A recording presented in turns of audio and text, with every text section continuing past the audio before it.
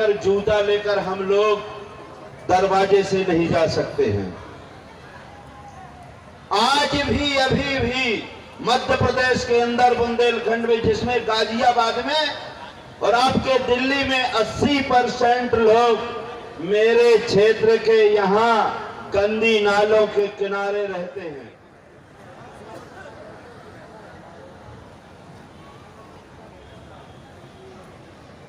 आज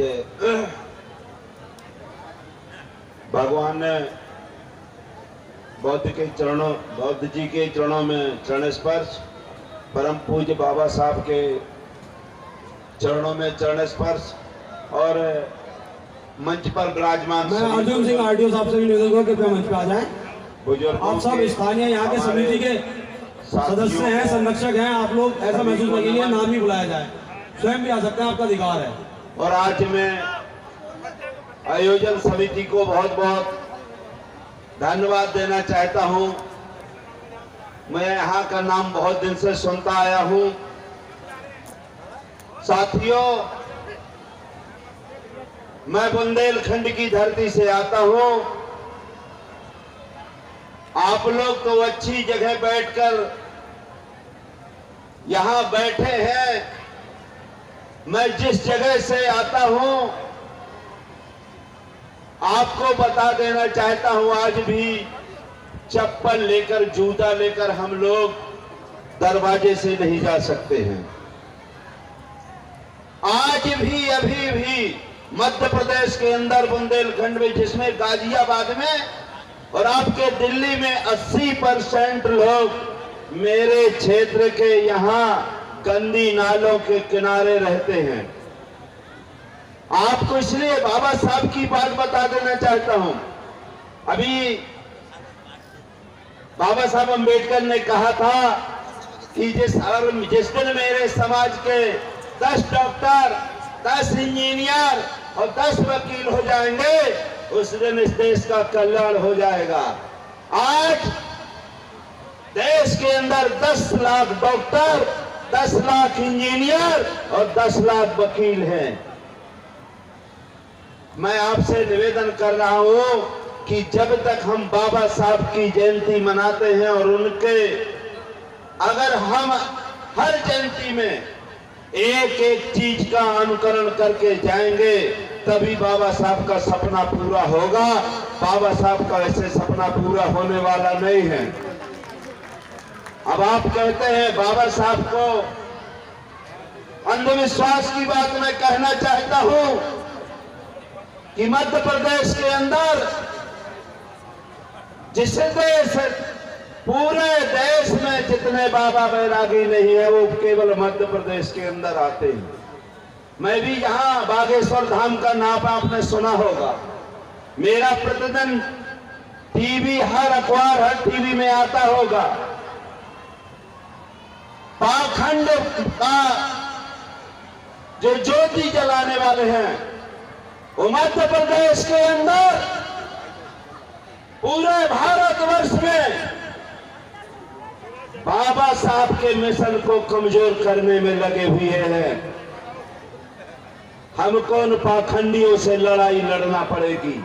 आज हम एक मंच बनाते हैं, वो हर गांव में मंच बना करके, ढोंग फैला करके और हमारे लोगों को आगे बढ़ने से रोकते हैं। आपने देखा होगा, मैं आपको इसलिए और कहने के लिए आया हूं कि जिस समाज के माननीय नरेंद्र मोदी जी हैं, जो अपने आप को कहते हैं मैं तेली समाज का हूं, आज भी मध्य प्रदेश के अंदर तेली समाज का आदमी सुबह जो बाथरूम के लिए, फ्रेश होने के लिए 8 बजे के पहले नहीं निकल सकता है। उसका मुंह देखना पा है। जय वर्णाधम तेली कुम्हारा, सुपच किरार कोल कलवारा। ये वर्णों में अधम है, मैं भी उसमें आता हूं। जय वर्णाधम तेली कुम्हारा, सुपच किरार। हमारे प्रदेश के मुख्यमंत्री जी आदरणीय स्वराज जी, उनका भी मुंह देखना पाप है।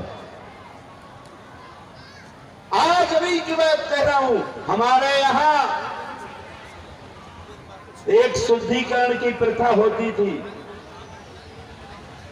शुद्धिकरण की प्रथा, जो बच्ची की शादी होती थी, 3 दिन उनको पहले बड़े लोगों के यहाँ जाना पड़ता था उस डोली को लेकर के। जब उसका शुद्धिकरण होता था, इसके बाद वो अपने परिवार में आती थी। महात्मा ज्योतिबा फुले साहब जब एक शादी में अपमान हुआ और उन्होंने कहा कि अब तो मुझे मरना है, मेरा अपमान हुआ है, मुझे भगाया गया है, तो जब वो मरने जा रहे थे, जब वो नदी के किनारे गिरने ही वाले थे, तो वहां के कुछ जो शूद्र समाज के लोग थे, जो हंडी गले में डाले थे और पीछे झाड़ू लगाए थे, वो बोलने लगे अगर मरना है तो हमारे लिए मरो। इसलिए आप लोगों को मैं निवेदन करने के लिए आया हूं। आप ऐसी जगह से हैं, अगर आपको मान सम्मान बढ़ाना है तो ऐसे क्षेत्रों में आप लोगों को यहां दिल्ली से काम करना होगा। जो आज 90% लोग दिल्ली, जम्मू कश्मीर में हमारे यहाँ के लोग आते हैं, केवल 1-2 आदमी उनके घर में रहता है, 90% घरों में ताला लगा रहता है। दोस्तों, मैं इसलिए नहीं कह रहा हूं, ऐसी परिस्थिति में जहां अगर हमारे यहाँ का राजा निकल जाता है तो उसके तो पैर छूने को नहीं मिलते हैं। जहां से उनकी गाड़ी निकलती है उसके टायर के पैर पड़ना पड़ता है। लड़ाई वो कहलाती है, लड़ाई वो कहलाती है जो, और मैं इसलिए बता देना चाहता हूं, पहला चुनाव में उमा भारती के खिलाफ लड़ा, भैया राजा के खिलाफ लड़ा। जिसके चुनाव लड़ता था उसको सीधे मगरमच्छ के ऊपर डाल दिया जाता था तालाब में। मैं भी विधायक बना, जिला पंचायत अध्यक्ष बना, मंडी अध्यक्ष बना, लड़के को भी विधायक बनाया, लड़के को भी जिला पंचायत अध्यक्ष बनाया, क्लास 1 की नौकरी की, लेकिन किसकी बदौलत? बाबा साहब अम्बेडकर की बदौलत। तो हम लोग कांटों में चलकर आए हैं। बाबा जो पाखंडी, जो पूरे भारत में गंदी बातें सुना करके कहता है कि मैं तो हनुमान का भक्त हूं, मेरे ऊपर जो हनुमान जी कहते हैं वही मैं करता हूं, और कहता है जो हमारी माँ बहनें जाती हैं कि मैं आपका सब जानता हूं, आपके किसके किसके संबंध है, मैं आपका इलू भी जानता हूं।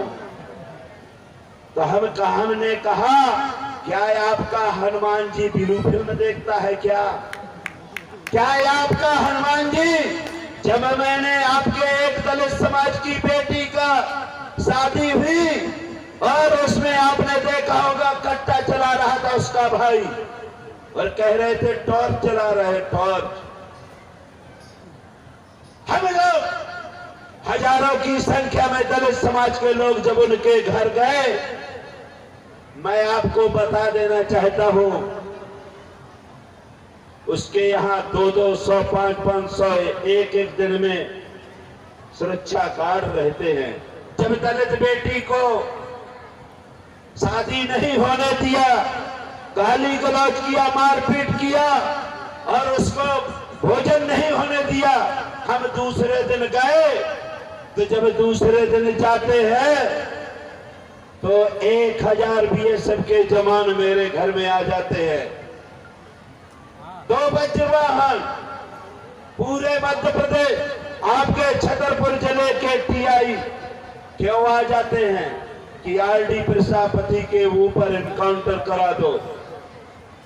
वो क्यों कि आपने ऐसा साहस कैसे दिखाया जिसको विश्व जानता है। धीरेन्द्र शास्त्री का आपने अपमान किया और आपने उसके भाई के ऊपर FIR दर्ज कराई। आपको मरना है, और आप ये मानिए, मैं आपको बता देना चाहिए, RDX मेरे घर में RDX रखने वाले थे, विदेशी बंदूक है और आपके करोड़ों रुपए विदेशी मुद्रा, और मुझको पकड़ करके मेरे ऊपर ही मेरी बंदूकों से वो फायर करवाते, और जिस तरह से अतीक अहमद के बेटे को इनकाउंटर कर दिया, वैसे RD प्रजापति का इनकाउंटर होना था 25 फरवरी 2023 को। दोस्तों, हम उस भूमि से आते हैं और आपसे बता देना चाहता हूं, अभी आपने एक राजा साहब है हमारे, हम आपका नाम बहुत सुनते रहते हैं, हमें आप लोगों से बड़ी आशा लगी रहती जब टीवी में देखता हूं।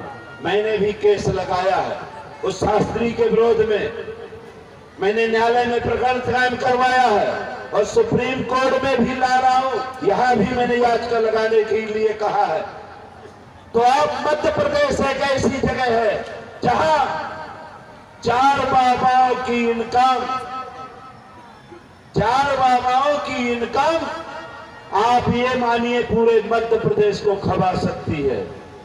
और वो कहां से पैसा, जब तक हम इन पाखंडियों का विरोध नहीं करेंगे तब तक बात नहीं बनने वाली। हम एक सभा करते हैं, एक घर घर सभा करते हैं, हमको पहला काम करना चाहिए कि अपने घर से टीवी निकाल कर फेंक देना चाहिए, हमको अखबार निकाल कर फेंक देना चाहिए। जब बाबा साहब के सही सिपाही होंगे, जब बाबा साहब का सही मिशन होगा, जब तक हमारे घर में टीवी रहेगी, हमारी आप जो मैंने पहले बताया कि जितने भी हमारे डॉक्टर, इंजीनियर, IAS, IPS है, वो केवल टीवी और टीवी लेके घूमते हैं।